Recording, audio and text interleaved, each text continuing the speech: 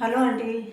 నేను ఈరోజు ఈ గోరుచిక్కుడుకాయల కూర చేసి చూపిస్తాను మీకు. ఈ పావు కేజీ గోరుచిక్కుడుకాయలు చిన్న ముక్కలు తరిగి ఉడికించి పెట్టుకున్నాను. నేను ఉడికించి వార్చేసాను, నీళ్ళు వార్చి పెట్టుకున్నాను. తర్వాత దీనికి కావాల్సిన సామాన్లు, ఈ వార్చిన నీళ్ళు ఇలా ఉన్నాయి. ఇవి చారులోని కానీ పులుసుల్లో కానీ వేటిలోనే వేసుకోవచ్చును. మనం కావాల్సిన పదార్థాలు: ఉడికించిన గోరుచిక్కుడు ముక్కలు, తర్వాత పోపు సామాను, మినపప్పు, ఆవాలు, జీలకర్ర, శనగపప్పు ఇవి, తర్వాత ఎండుమిరపకాయలు, కరివేపాకు, కొంచెం ఇంగువ, తర్వాత కరివేపాకు, కారపొడి, కొంచెం ఉప్పు. ఉడికించినప్పుడు కొంచెం నేను ఉప్పు వేసి ఉడికించాను ముక్కలు. ఇవి నువ్వుల పొడి వేసి చేస్తున్నాను. నువ్వులు లైట్గా వేయించి 4-5 ఎండుమిరపకాయలు కూడా వేసుకొని పొడి చేసి పెట్టుకున్నాను. ఇలాగా ఇది నువ్వుల పొడి, కొంచెం చింతపండు రసం, 2 ఈ పెద్ద స్పూన్లు 2 చెంచాలతో చింతపండు రసం కూడా తీసి పెట్టుకున్నాను. ఇవి వేస్తే బాగుంటుంది. ఇష్టం ఉన్న వాళ్ళు వేసుకోవచ్చు, లేదు అంటే లేదు. ఇంకా ఇవేనండి సామాను. కొంచెం ఆయిల్. ఇప్పుడు వంట మొదలు పెడతాను. నేను స్టవ్ వెలిగించి పెట్టాను. బాణీ మీద కొద్దిగా 2 పెద్ద చెంచాలు ఆయిల్ వేసాను. ఆయిల్ వేసి కొంచెం ఆయిల్ వేడైన తర్వాతనే పోపు సామాన్ అది వేద్దాము. కొంచెం వేడైతే బాగుంటుంది ఆయిల్. లవంగాలు, ఇవి మినపప్పు, ఆవాలు, శనగపప్పు, జీలకర్ర ఇవి పోపు వేస్తాను. ఇందులోకి పోపు వేసి లైట్గా వేయిస్తున్నాను. ఇవి కొంచెం వేగుతుంటే కొద్దిగా లైట్ కలరు మారే వరకు ఇవి వేయించుకోవాలి. ఇష్టం ఉన్న వాళ్ళు ఎక్కువ పప్పులు వేసుకోవచ్చు, మినపప్పు, శనగపప్పు అలాగా. దాన్ని లిమిటెడ్గా ఉంటే బాగుంటుంది. దీంట్లో కూడా వెల్లుల్లిపాయలు, ఉల్లిపాయలు ఏమీ లేకుండా, టమాటాలు ఏం లేవు, మామూలుగానే చేస్తున్నాను వంట. ఇది మనం ఏదైనా వ్రతాలు, పూజలు చేసుకున్నప్పుడు ఇలాంటి వంటను వండుకొని తింటే బాగుంటుంది. వెల్లుల్లి వాటిని ఏం లేకుండా. ఇప్పుడు దీంట్లోకి ఎండుమిరపకాయలు వేస్తున్నాను. చికెన్ ఎండుమిరపకాయలు, 3 ఎండుమిరపకాయలు వేస్తాను. ఇవి వేగుతున్నాయి. కొంచెం మంట తగ్గిస్తున్నాను. సిమ్లో పెట్టి ఇంగువ పొడి వేస్తున్నాను. ఇందులో కొంచెం ఇంగువ, తర్వాత కరివేపాకు వేస్తున్నానండి. కడిగి పెట్టుకున్నాను ఈ కరివేపాకు. ఇప్పుడు కరివేపాకు వేస్తున్నాను.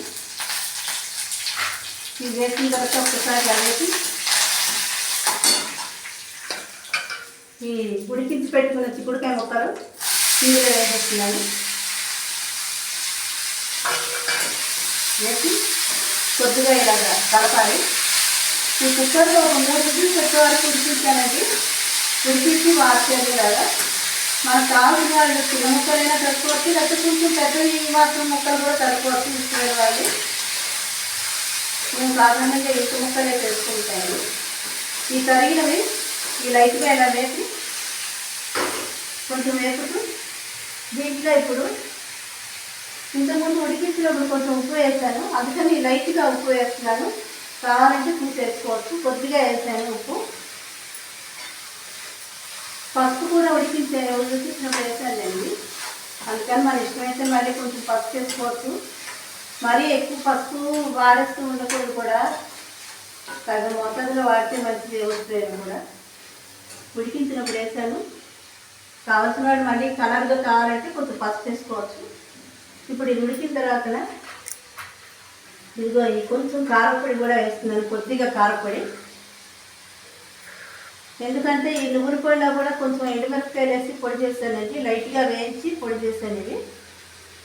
ఇది కొంచెం కరిపేసి కొంచెం వంట మీడియంలో పెట్టుకుంటే బాగుంటుంది. ఆల్రెడీ ఉడికితే కనుక మనం ఇవి ఎక్కువసేపు ఉడికే పనే ఉండదు. ఇది కలిపి ఉంచుకొని తర్వాత ఇదిగో ఈ చింతపండు రసం ఇది తీసాను, కొద్దిగా వేస్తున్నాను. పుల్లగా ఉంటే బాగుంటుంది, పులుపు కారంగాను. ఈ 2 చెంచాలు వేసాను. కావాల్సిన వాళ్ళు కావాలంటే మళ్ళీ మరి కొంచెం వేసుకుంటే వేసుకోవచ్చు, పులుపు కావాలనుకున్న వాళ్ళు. లేని వాళ్ళు ఈ రకంగా చేసుకొని కొంచెం కలిపి 2 నిమిషాలు మూత పెట్టి ఉంచుకోవాలి.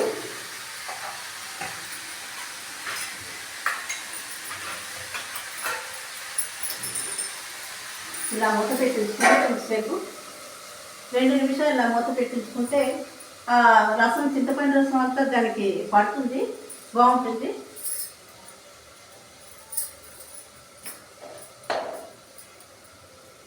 ఒక 2-3 నిమిషాలు అయిపోయిందండి. మళ్ళీ చూసుకున్నానండి, మూత తీసుకున్నాను. ఇది మీడియం ఫ్లేమ్లోనే పెట్టాను. ఇదిగో ఇలా ఉన్నది. దీంట్లో కూర ఇలా వేగుతున్నది. దీంట్లో దింపే ముందు ఆల్రెడీ ఇవన్నీ వేసేసిన తర్వాత ఈ నువ్వుల పొడి కూడా వేసేసుకుంటే బాగుంటుంది. నువ్వుల పొడి వేస్తున్నాను. ఎంత ఎక్కువ వేసుకుంటే బాగుంటుంది. ఇప్పుడు కొంచెం వింటర్ స్టార్ట్ అయింది కనుక నువ్వులు అవి ఎక్కువ తింటే మంచిది. ఈ నువ్వుల పొడి ఎక్కువ ఉన్నా కూడా బాగా టేస్ట్ ఉంటుంది. మనం చూసుకొని వేసుకోవచ్చు. దీంతో పెద్ద చెంచాతో 2.5 చెంచాలు వేసాను. ఇది వేసి ఇలా కలుపుతున్నాను.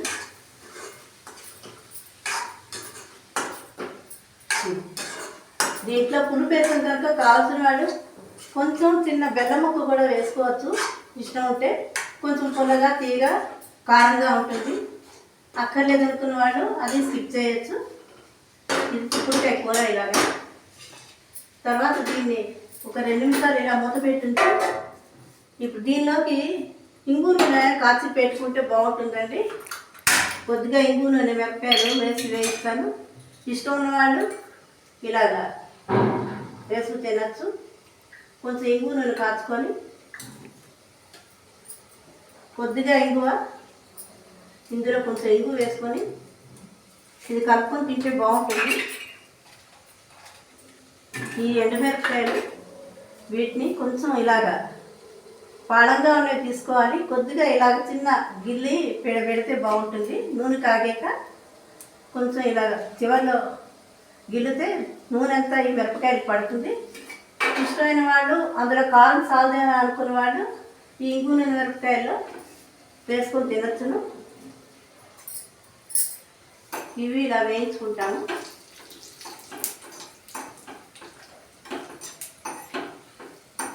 ఇలా వేస్తే బాగుంటుంది మిరపకాయలు.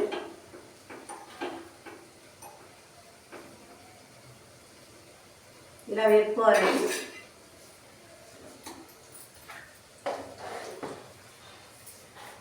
వేగితే ఇంగునే మిరపకాయలు స్టవ్ ఆఫ్ చేసేస్తున్నాను. కొంచెం కలర్ మారే వరకు వేయించుకోవాలి. ఇంగు నూనె అయిపోయింది. ఇది ఇంగు నేను ఇందులోకి మార్చేస్తున్నాను. ఇంగు మిరపకాయలు అవి నేను ఇలా పెడుతున్నాను. ఇవన్నీ మనకి కూర కూడా అయిపోయింది. స్టవ్ ఆఫ్ చేసేస్తున్నాను. స్టవ్ ఆఫ్ చేసి మూత తీసుకొని మనకి పొడి పొడిగా కూర అంతా తయారైపోతుంది.